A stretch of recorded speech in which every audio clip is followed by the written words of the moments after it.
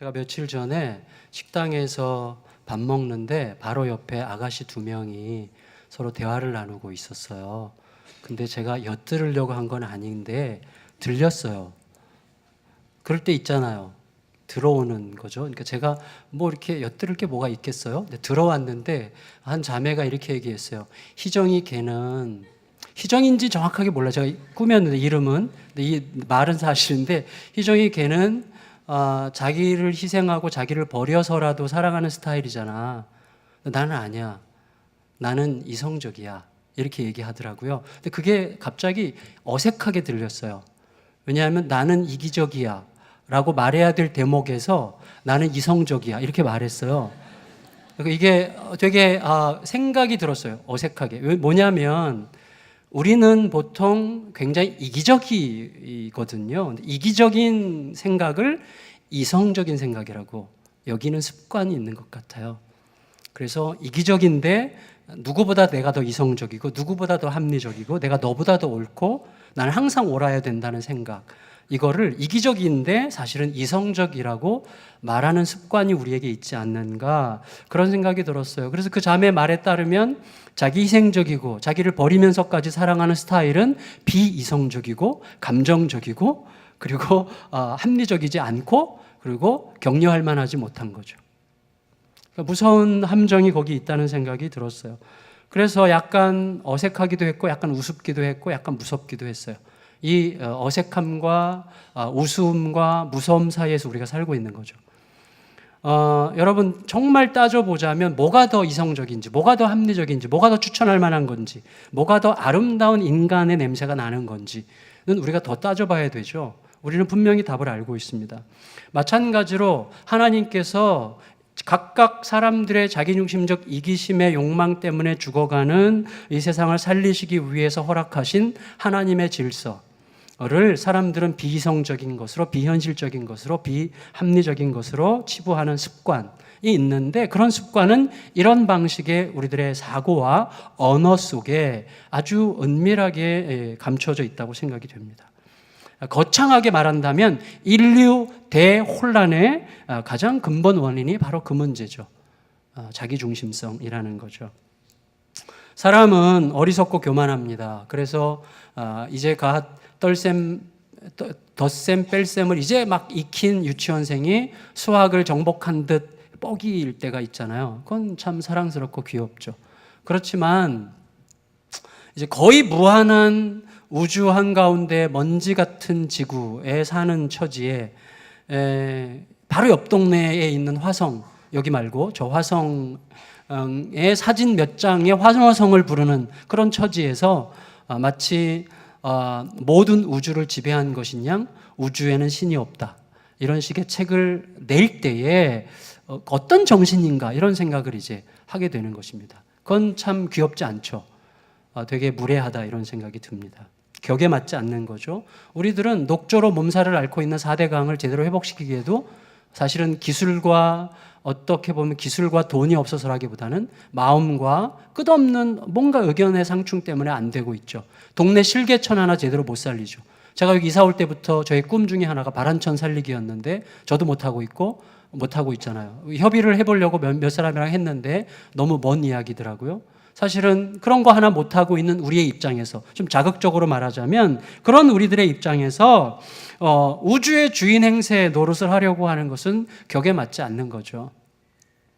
아직 여러분 이렇게 말할 수 있을 것 같아요. 아직 하나님의 말씀을 따라서 단 한 번도 충실하게 살아본 적이 없는 입장에서, 또 하나님의 말씀 안에서 살 때의 그 자유와 평화와 부요함을 제대로 맛본 적이 없는 상태에서, 또 단지 그의 말씀을 따르면 내가 원했던 삶을 살 수 없을 것 같은 막연한 두려움 때문에, 또 내 욕망대로 살아봤자 별 볼 일이 없다고 하는 사실을 제대로 알지 못하는 근거 없는 내 욕망에 대한 호기심 때문에 우리들은 만왕의 왕의 말씀을 따라서 살아갈 때만 누릴 수 있는 생명 가득한 삶을 외면하고 있는 거죠.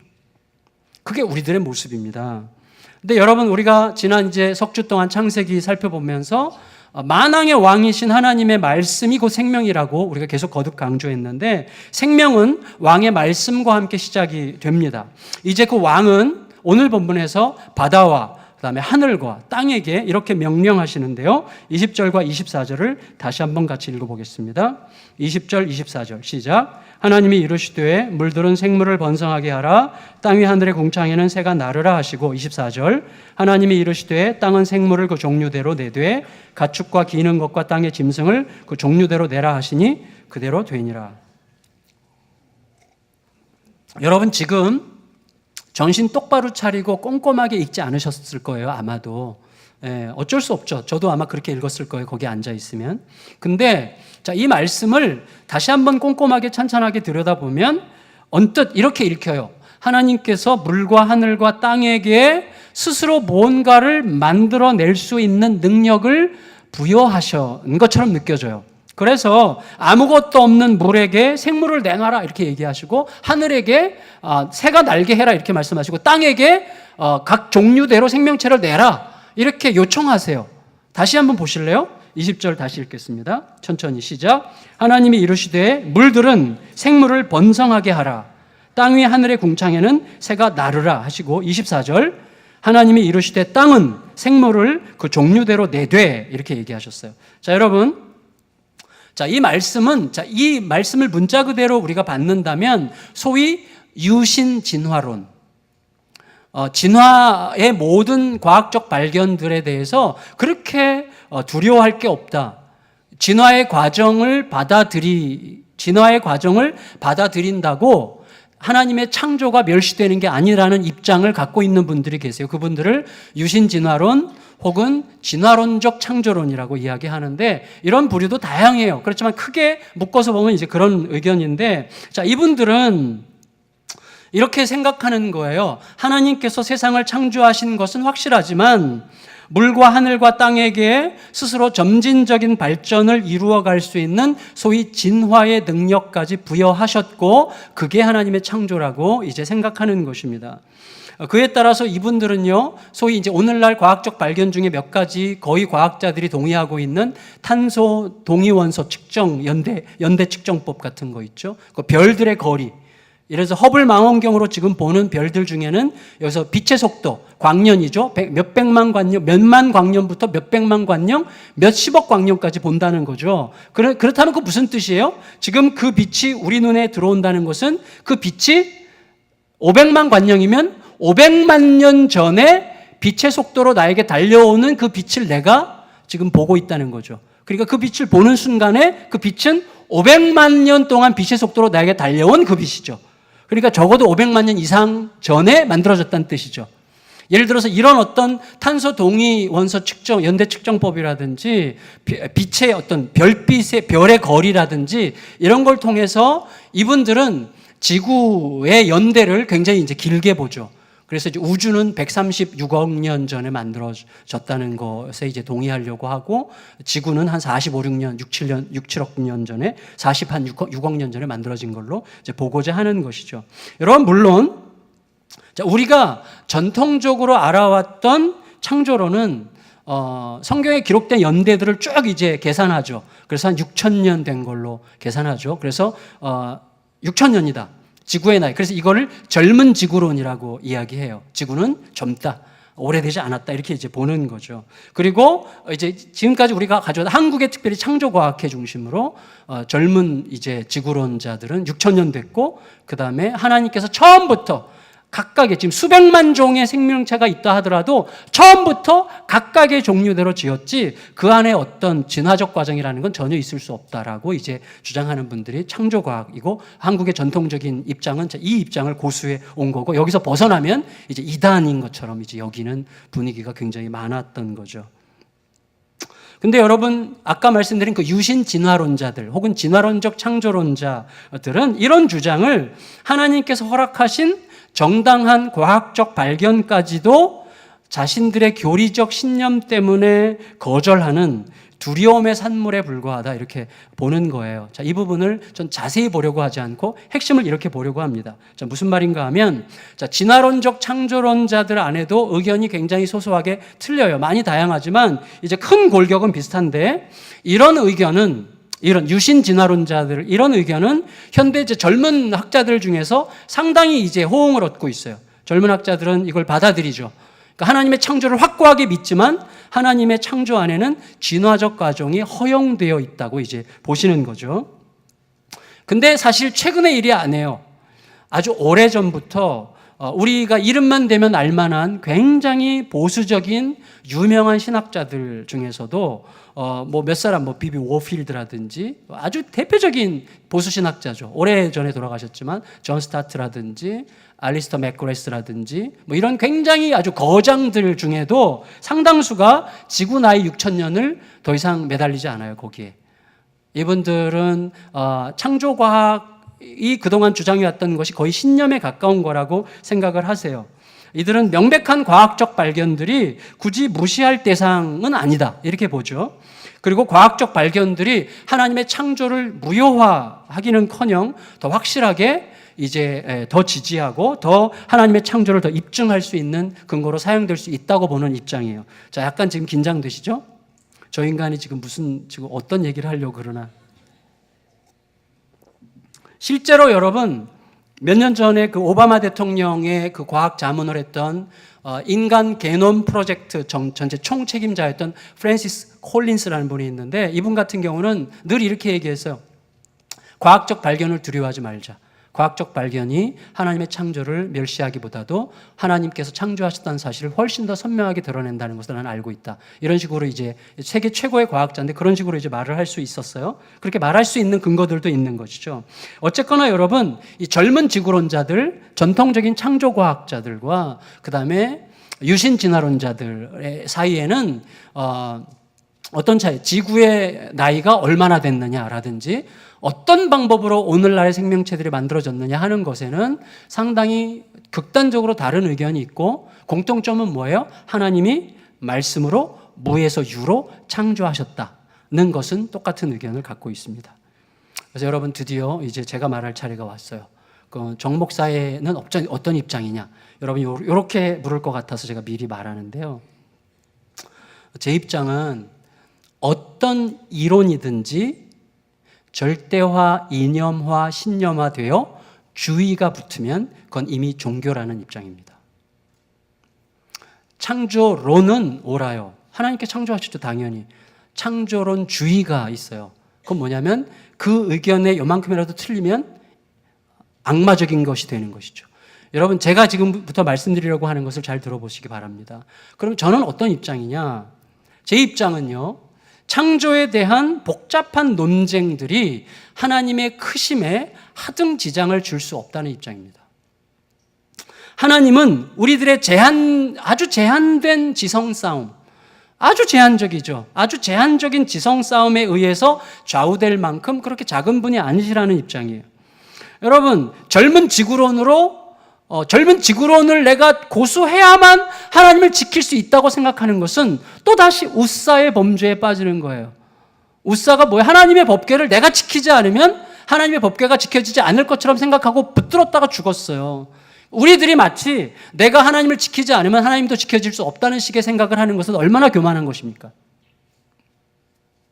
반대로 진화론적 창조론자들, 유신 진화론자들은 이런 오류에 빠질 수 있어요. 하나님, 내가 이렇게 함으로써 하나님을 과학의 공격으로부터 보호할 수 있다는 식의 생각을 갖는다면 그건 얼마나 오만하고 또 얼마나 초라한 모습입니까? 여러분, 우리 하나님은요, 우리들의 입장이나 우리들의 주장에 의해서 그 존재가 더 커지거나 더 제한당하시는 그런 하나님이 아니에요. 그게 제 입장이죠. 진화론이건 젊은 지구론이건 유신 진화론이건 이 모든 주장들은 단지 성경과 과학과 우리들의 상상력을 혼합시킨 우리들끼리의 이야기예요. 그걸 가지고 하나님의 크기를 내가 좌우하려고 하는 것 자체가 되게 웃긴 것입니다. 우리는 인간의 지성을 존중합니다. 인간의 지성은 하나님의 선물이에요. 아름다운 것이고 존귀한 것입니다. 과학적 발견도 고마운 것입니다. 감사한 것입니다. 기뻐할 수 있어야 됩니다. 그렇지만 우리의 지성과 우리들의 과학적 발견이 하나님을 더 크신 분으로 만들어 드린다든지 아니면 그러한 발견들이 하나님을 더 작은 분으로 축소시킬 수 있다든지 하는 생각은 완전히 우리들의 교만 혹은 두려움이죠.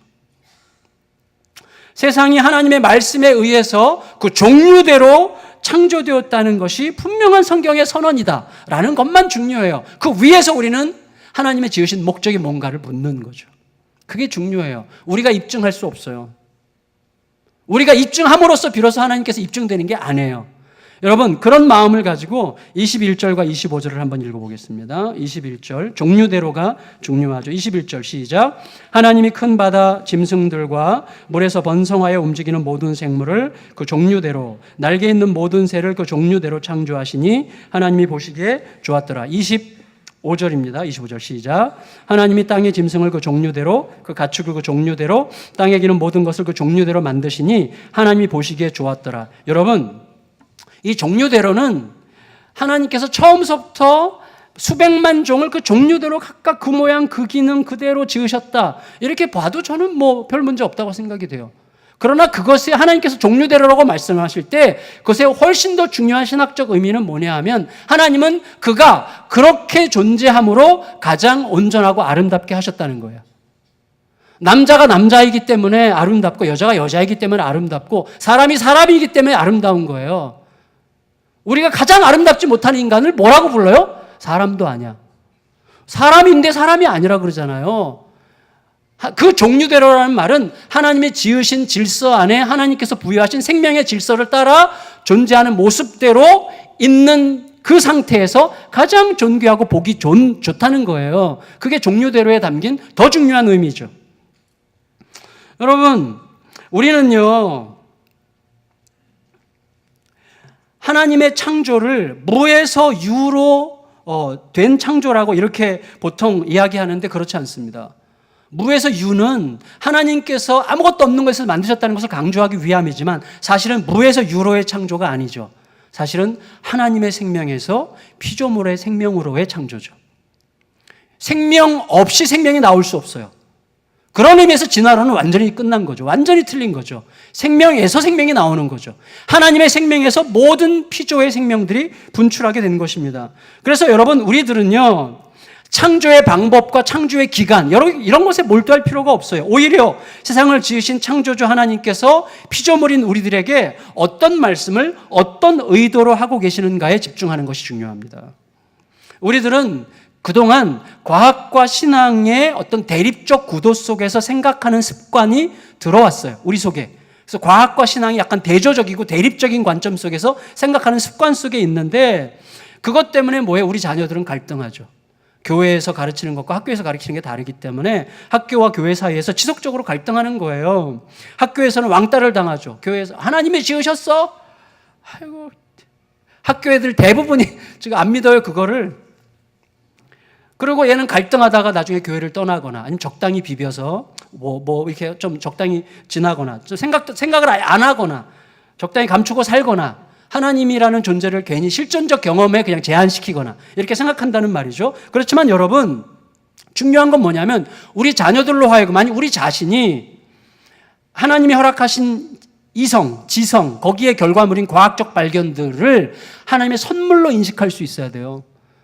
그런데 모든 것을 인식하는 방법은 항상 두 가지예요. 뭐냐면 선물이 감사한 것이지만 과도하게 의미 부여하면 우상이 되는 거예요. 모든 게 그래요. 과도하게 의미 부여하면 안 돼요. 선물은 선물로서의 한계와 그 다음에 가능성이 있는 거예요. 여러분, 우리들은 한계가 분명합니다. 우리들은 피조물이에요. 그러나 우리들은 무한한 가능성이 있죠. 하나님의 형상이에요. 하나님은 처음부터 그렇게 지으셨어요, 우리들이.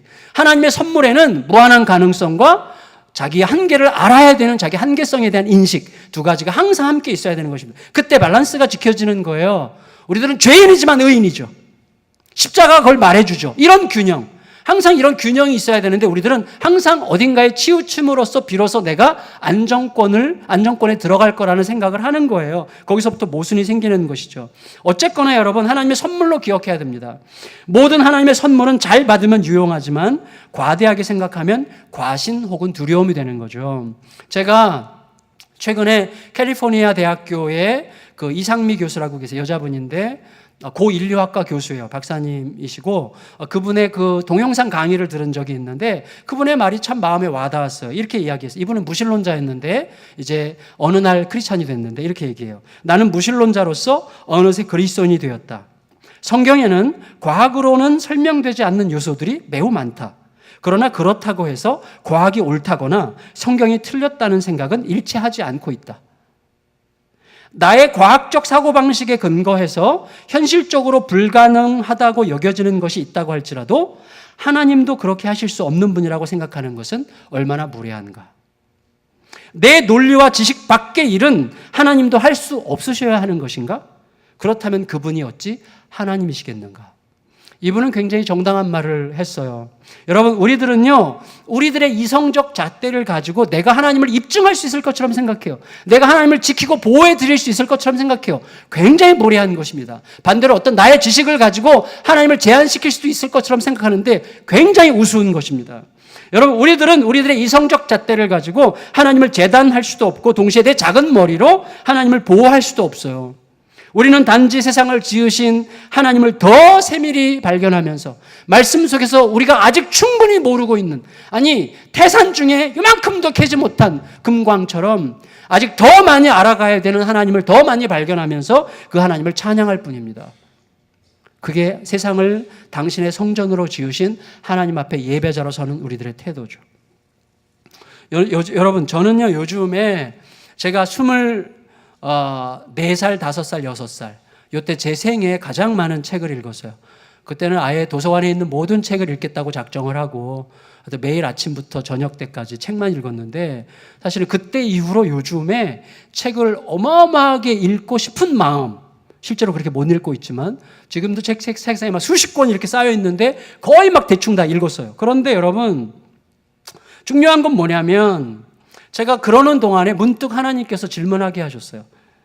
너 왜 그렇게 알고 싶어? 이렇게. 그래서 제가 제 자신에게 물었어요.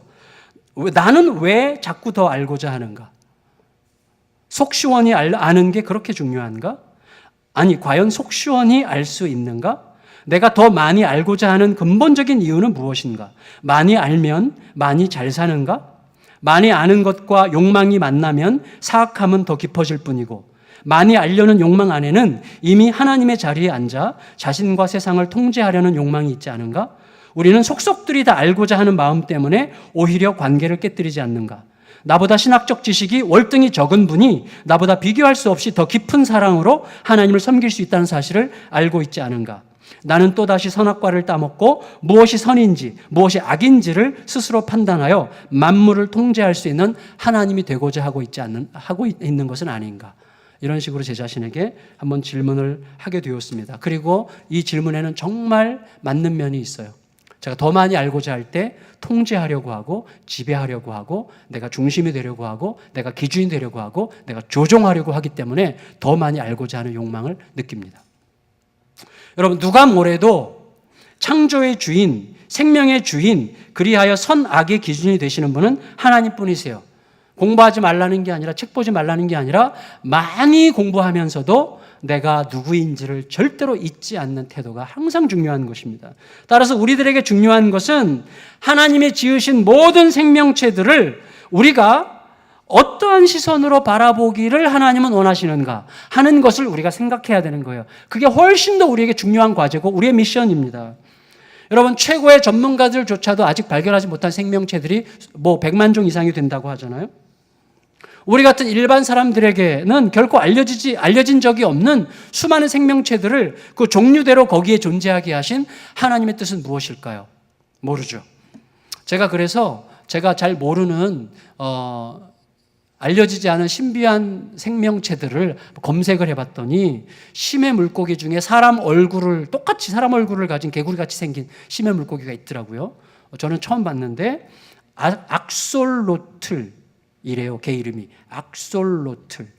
그리고 기린만큼 목이 긴 사슴이 있더라고요. 게레녹. 발차기 한 방으로 어린아이를 단번에 죽일 수 있는 무서운 새가 있더라고요. 화식조라고. 여러분, 저는 모르는 생명체들이었어요. 그런데 수백만 종이니까 우리가 아는 게 뭐가 있어요? 저는 개미, 거미, 그다음에 독수리, 호랑이, 고양이, 제가 아는 거 다 동원해도 이 지구상에 존재하는 생명체들이 5%가 안 돼요. 여러분, 참 중요한 건 뭐냐면 우리가 모르는 그 모든 생명체들 하나하나에 어떤 의미와 존재 가치가 있는지 우리들은 알 길이 없습니다. 그렇지만 우리는 이렇게 생각할 수는 있어요. 자기 힘을 잔뜩 의식하는 자가, 여러분, 자기 힘을 의식한다고 그 힘은 뭐예요?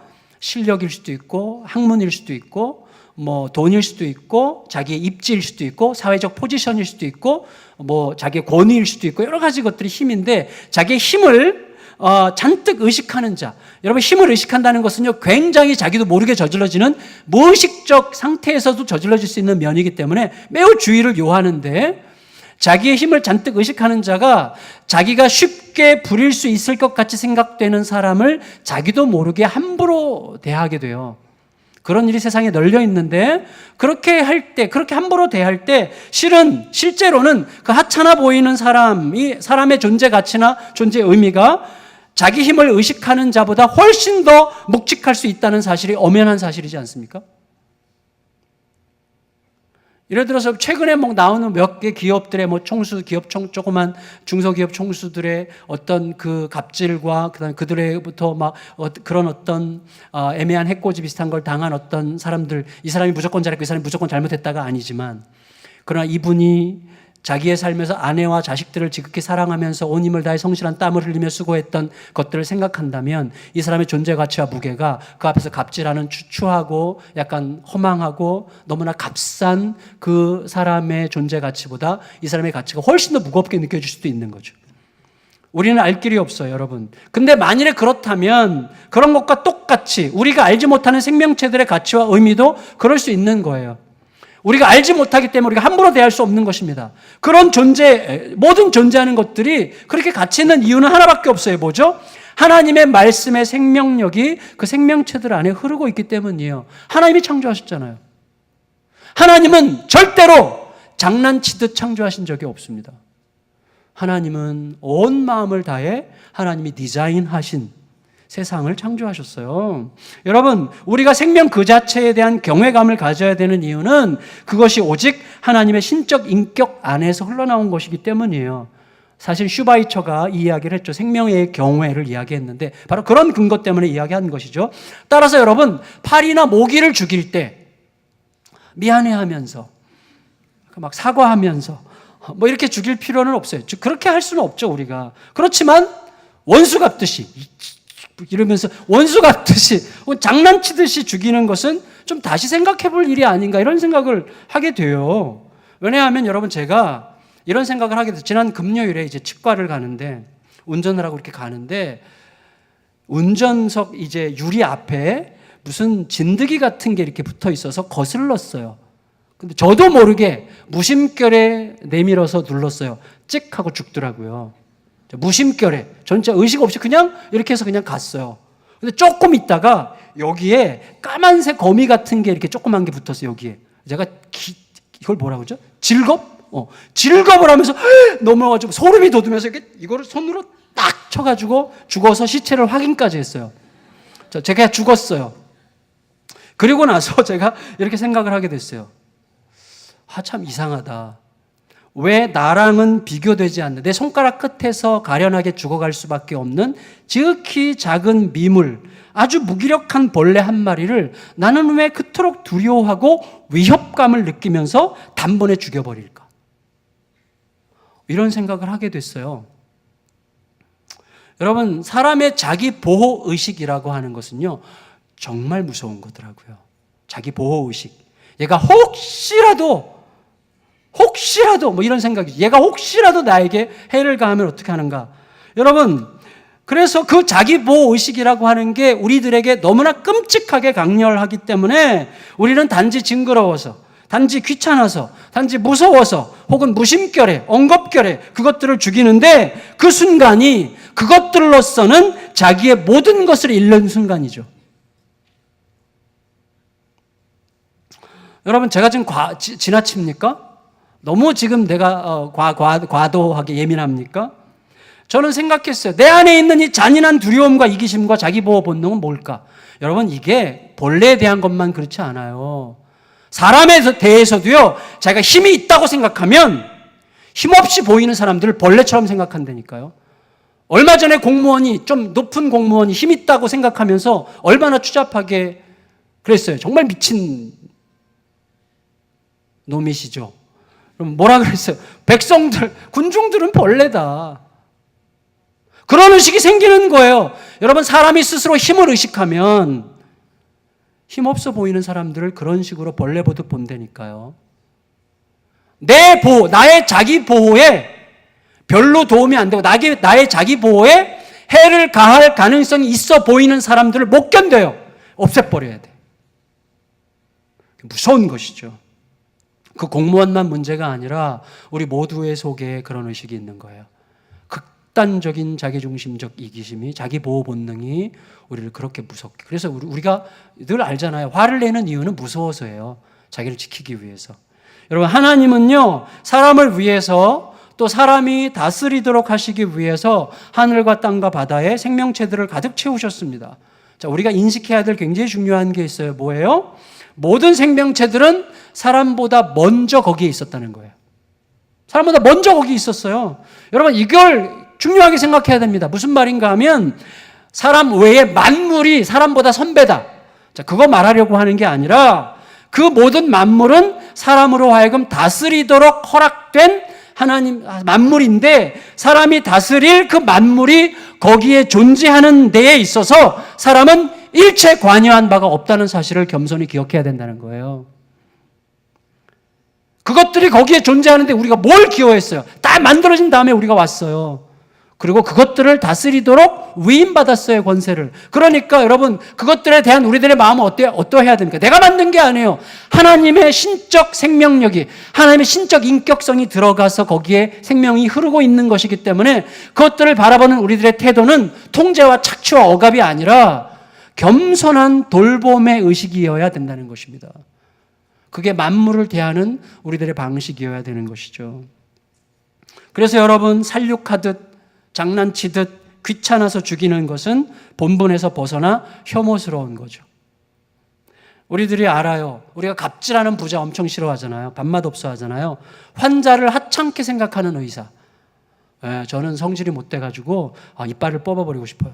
진짜 막 너무 화가 나. 환자는 지금 아파가지고 의사의 손길만 바라보고 갔는데 의사가 너무 귀찮은 듯이 막 너무 대충, 너무 막 그 어떤 환자에 대한 물론 너무 막 힘들어서 그럴지 모르겠지만 그건 의사의 인격이라고 생각이 돼요. 환자를 귀찮게 대하는 의사, 그 자세를 포기할 생각이 전혀 없는 공무원, 자기가 신이나 된 듯 거만을 떠는 목사, 얼마나 역겹습니까? 우리가 그런 것에 역겨움을 느끼는 이유가 뭐예요? 우리 속에 신적 인격에서 나온 생명이 흐르고 있기 때문이고, 그거에 대한 정당한 요구가 우리 저 밑바닥을 지금 흐르고 있기 때문에 그렇습니다. 반대로 섬기는 부자, 유능하면서도 겸손한 의사, 일 잘하고 사람을 반기는 공무원, 긍휼과 사랑으로 자기 희생적인 목사, 이런 사람들을 볼 때 우리는 살고 싶은 생각이 드는 거죠. 그런 의미에서 여러분, 하나님께서는 생명체들에게 고유한 사명을 주셨어요. 이것 굉장히 중요한 거, 고유한 사명을 주셨는데 22절 읽겠습니다. 22절 시작. 하나님이 그들에게 복을 주시며 이르시되 생육하고 번성하여 여러 바닷물에 충만하라, 새들도 땅에 번성하라 하시니라. 여러분 보세요. 생육하고 번성하여 땅에 충만하라는 명령은 사람만 받은 게 아니라 모든 생명체들이 받은 거예요. 다시 말하면 하나님께서는요, 창조력을 자손 대대로 넘겨줌으로 하나님의 영광을 지속되게 하라고 모든 자연 만물에게도 그렇게 사명을 주신 것입니다. 하늘과 땅과 바다에 가득한 생명체들은 우리들이 돌보아야만 생존할 수 있는 것들이 아니에요. 오히려 우리가 돌보려고 잘못 선택해가지고 망해지는 게 대부분인데, 그것들은 스스로 하나님의 창조력을 위임받아 계속해서 번성하고 계속해서 다음 세대를 이어가면서 하나님의 생명의 영광을 드러내도록 그렇게 하나님께서 거기에 힘을 불어넣으셨고, 그렇게 할 수 있는 능력을 거기다 심어주었어요. 그 능력이 뭐예요? 하나님이 복을 주시며 이르시되예요. 22절에 그렇게 되어 있죠. 하나님께서 그들에게 복을 주시며 이르시되. 자, 복을 주신다는 그 말이 바라크라는 히브리어인데 그 원래 뜻이 뭔지 아세요? 힘을 넘겨준다는 뜻이에요. 복을 준다는 것은 힘을 넘겨준다는 뜻입니다. 여러분, 그러니까 하나님께서는요, 만물의 생명체들에게 자신의 창조력을 넘겨주셨어요. 만물의 하나님의 창조의 능력이 가득한 것은 바로 그 이유 때문이죠. 하나님은요, 그 영광스러운 만물을 인간의 손에 부탁하신 거예요. 너희가 맡아서 cultivate, 문화를 만들어라. cultivate, 경작해라. 그 말은 문화라는 단어가 거기서부터 나왔죠. 근데 여러분, 그렇지만 우리가 알아요. 우리가 알듯이 범죄한 인간에게는 세상을 돌볼 능력이 없죠. 우리에게는 만물을 돌볼 능력이 없어요. 만물에 대한 우리들의 태도는 항상 착취 아니면 숭배예요. 그게 우리들의 태도예요. 그래서 어떻게 합니까? 그걸 포기해도 별 지장이 없는 우리들의 작은 기쁨을 위해서 수없이 많은 생명체들을 잔인하게 학살하죠. 그 가방 그거 안 들면 안 됩니까? 그까이 거. 모피코트 안 입으면, 죄송해요. 입으시는 분들은 뭐 어쩔 수 없어요. 뭐 제가 정죄하는 게 아니라 모피코트 입는 분들 오늘 집에 가서 다 버리고 그럴 필요 없어요. 이번 겨울에 열심히 입고 오시기 바랍니다. 제가 말하려고 하는 핵심이 뭔지 아시겠죠? 사람은요, 그렇게 하지 않아도 그것이 없어도 얼마든지 살아갈 수 있는 생존에 속한 것이 아닌 어떤 자기의 작은 기쁨을 위해서 수많은 생명체들을 잔인하게 학살을 해요. 죽이더라도 좀 예쁘게 미안해하면서 이렇게 해야 되지 않겠어요? 그리고 먹거리를 과도하게 양산하기 위해서 생명체들을 쥐어짜요. 생명체들과 도무지 대화하지 않아요. 제가 얼마 전에 이렇게 바꿨어요. 제가 위장이 요새 성질을 부리고 있는데 위장에 손을 댔던 얘가 저한테 그래요. 사과해. 그러더라고요. 그래서 무슨 뜻인지 가만히 생각해 보니까 여태까지 음식을 먹을 때 제가 혈압만 의논했지 위랑은 의논한 적이 없어요. 그래서 내가 오늘부터 위장이랑 의논하고 먹어야 되겠다. 이렇게 생각을 했는데 얘랑 계속 대화를 나누고 있어요. 근데 여러분, 우리는 생명체들과 도대체 대화를 나누지 않죠. 반대로 우리 교회 팔라시 전도사님 인도에서 오셨잖아요. 전도사님이 한번 우리 교육자 모임에서 기도 제목 내더라고요. 사람들이 다 굶어 죽어가고 있는데 다들 소를 숭배하기 위해서 난리를 친다고. 먹으면 될 텐데. 그런 거로 그렇죠. 우리는 착취 아니면 숭배예요. 여러분, 길거리에서 빵 한 조각을 구걸하고 있는 수많은 불황자들을 지나쳐서 고양이 간식을 사러 가요. 그게 우리들의 시대죠. 그래서 착취 아니면 숭배란 말이죠. 결국은 자기 숭배예요. 착취도 결국은 자기 숭배고 숭배도 자기 숭배예요. 결국은 나의 기쁨을 위해서, 나의 즐거움을 위해서 그렇게 하는 것이죠. 여러분, 모든 문제는 그래서 영적 문제입니다. 하나님과의 관계 속에서 생명을 생각하지 않는다면 어디선가는 심각한 문제가 생기게 되어 있어요. 얼마 전에 여러분 다큐멘터리 보셨어요? 그 홍콩의 가정부들, 필리핀이나 인도네시아에서 온 가정부들. 홍콩의 법은 가정부가 그 집에 상주해야 된다는 거예요. 근데 홍콩의 집들이 작잖아요. 보통 어떻게 해요? 가정부들이 냉장고 위에 요만한 박스 같은 걸 만들어서 거기서 구겨져서 들어가서 자요. 완전히 다 그런 건 아니겠지만 정말 노예 생활처럼 생활하는 가정부들이 많더라고요. 필리핀, 인도네시아. 얼마나 학대를 당하고 얼마나 얻어맞고 얼마나 노예처럼 부림을 당하고 심지어 어떤 주인은 말 안 듣는다고 자기 가정부의 손가락을 잘랐대잖아요. 어떻게 그럴 수 있어요? 사람이 사람을? 여러분, 우리들이 뭔가 가졌다는 의식을 가지면 가지지 않은 자에 대해서 나도 모르게 그런 방식의 태도를 가질 가능성이 다 있어요, 우리들에게. 정말 잔혹하고 끔찍하죠. 사람은 뭔가 자기에게 힘이 있다고 느끼면요, 신적 권세를 누리려고 발광을 해요. 진짜 그게 우리들이에요. 목에 힘을 주고 자기보다 힘이 약한 자를 마치 쉽게 다룰 수 있는 종처럼 자기 모르게 인식하죠. 사람에게는요, 만물을 돌볼 능력이 없다는 게 너무나 분명합니다. 하나님은 만물을 돌볼 수 있는 자유와 능력을 완전하게 부여하셨지만 사람은 스스로 신이 되려고 하는 자기중심적 욕망으로 모든 것들을 망가뜨리죠. 돌보도록 맡기신 만물 위에 군림하며 착취합니다. 그 결과 뭐예요? 만물이, 피조물이 신음하는 거예요. 로마서 8장에서 그래서 이렇게 말하고 있는 것이, 로마서 8장 19절로 22절을 읽겠습니다. 시작. 피조물이 고대하는 바는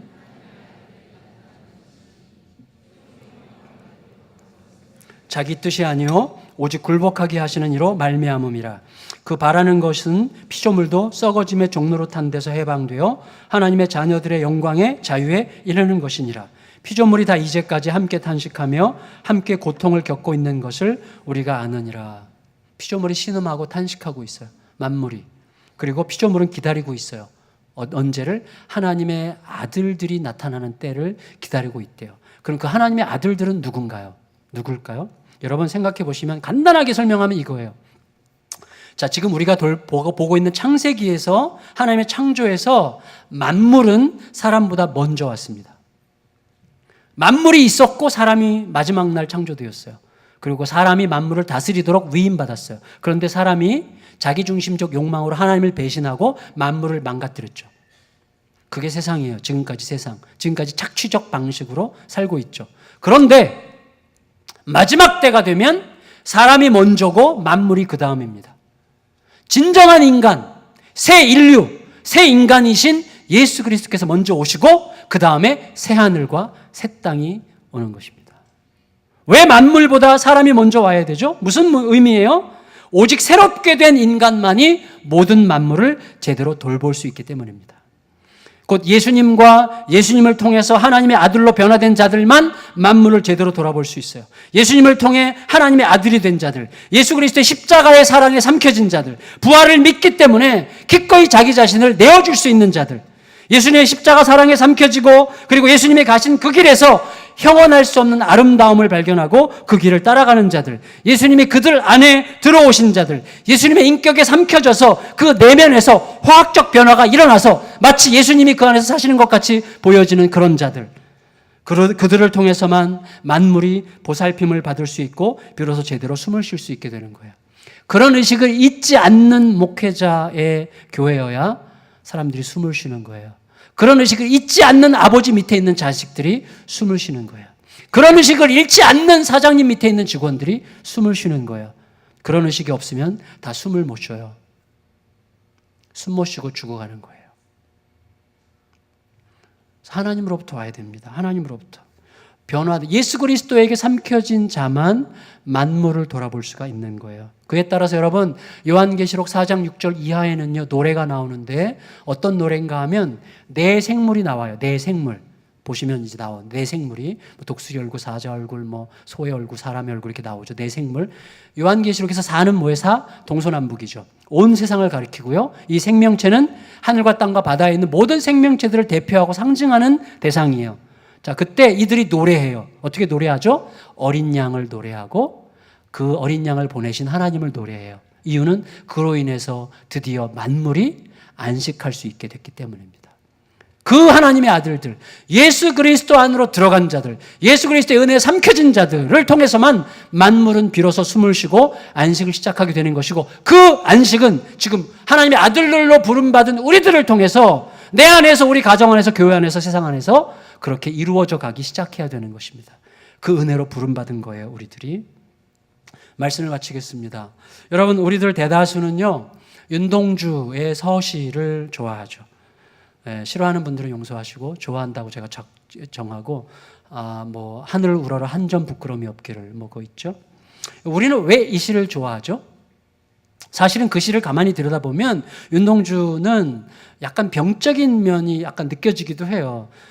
바람에 흔들리는 잎새에도 나는 괴로워했다. 이런 식의 이야기를 하는데 여러분 지금 바람에 흔들리는 잎새에도 괴로워하는 분들 계세요? 나가면서 지금 비바람이 치고 지금도 치는지 모르겠는데 괴로워. 그러면서 집에 가실 분 계실지 모르겠는데 그거 무슨 뜻이에요? 저 윤동주의 말을 언제 우리가 이해할 수 있는가 하면 우리가 하나님 앞에 신 앞에 섰을 때만 이 마음을 이해할 수 있다는 생각이 들었어요. 만일에 우리가 모든 것을 존재하게 하신 거룩하신 하나님의 손길 앞에 서는 순간, 하나님의 빛 앞에 서는 순간 우리들은 내 마음에 아주 미세하고도 은밀한 어두운 흔들림에도 괴로워하게 됩니다. 하나님 앞에 서지 않으면요 우리는 뻔뻔하면서도 흔들리지 않아요. 정말 하나님의 빛 앞에 서면 아주 미세한 작은 어두움에도 괴로워서 못 견디죠. 윤동주의 마음이에요, 그게. 근데 제가 그 시에서 가장 마음에 와닿는 게 뭐냐면 이거예요. 별을 노래하는 마음으로 모든 죽어가는 것들을 사랑해야지. 자, 그 내용이에요.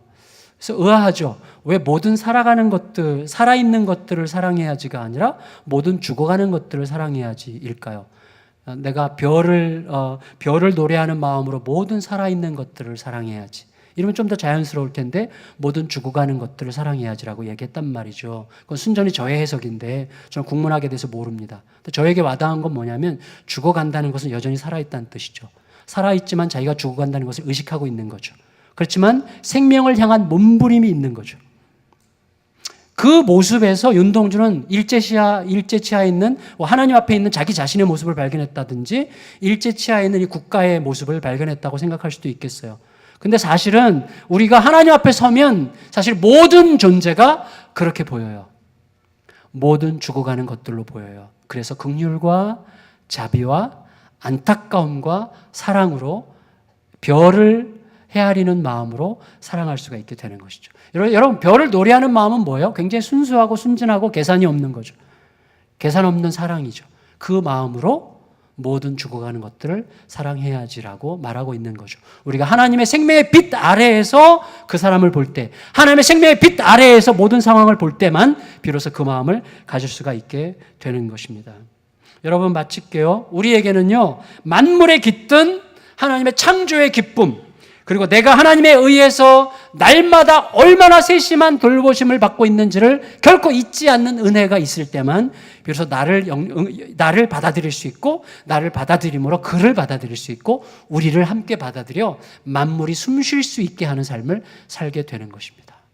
그 은혜를 날마다 누리시며 창세기를 묵상하는 동안에 하나님이 온 세상 안에 당신의 생명의 기운을 얼마나 불어넣어 안타깝게 그 생명이 지켜지기를 바라보고 계시는지, 그리고 그 하나님은 동시에 나를 얼마나 세심하게 돌아보고 계시는지를 결코 잊지 않으므로 우리가 자신을, 가족을, 공동체를 진실로 받아 서로를 숨 쉴 수 있게 하는 그런 은혜의 삶을 살아가게 하는 우리 모두가 되시기를 예수님의 이름으로 축원합니다. 다 같이 자리에서 일어나셔서 지난주 불렀던 찬양 하늘에 나는 새도 주 손길 돌보시네, 생명의 소중함을 생각하면서 이 찬양 같이 부르겠습니다.